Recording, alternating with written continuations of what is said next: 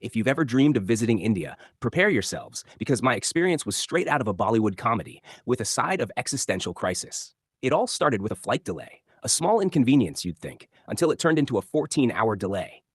There I was, stuck in an airport lounge, running on 2 hours of sleep and 3 cups of burnt coffee, questioning every life decision that had led me to that moment.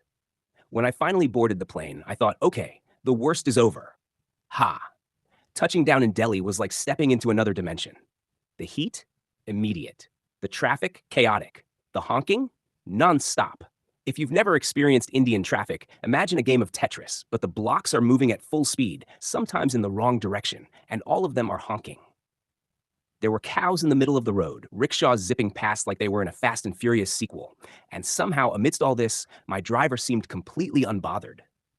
Then came my first true test of survival, crossing the street. Now, in most places, you wait for a break in traffic. In India, you become the break in traffic. I stood on the sidewalk for a solid 5 minutes, contemplating my will to live, before an elderly woman grabbed my hand and dragged me across like she was guiding a lost child. Which, let's be honest, she was. Once I reached my hotel, I thought I could finally relax. Wrong again. My room? Gorgeous. My stomach? A ticking time bomb. Ah yes, Delhi belly, nature's way of humbling every overconfident traveler. Let's just say that the next 24 hours of my trip were spent forming an intimate relationship with my hotel bathroom. I won't go into detail, but let's just say I saw God. But dear listeners, the chaos didn't stop there. Oh no. The next day, I decided to take a train to Jaipur. A simple journey.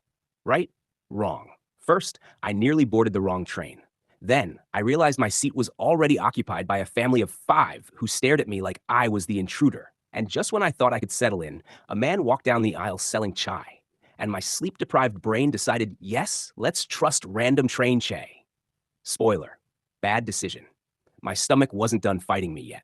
By the time I made it to Jaipur, I had fully accepted that this trip was out of my control. So I leaned into the madness.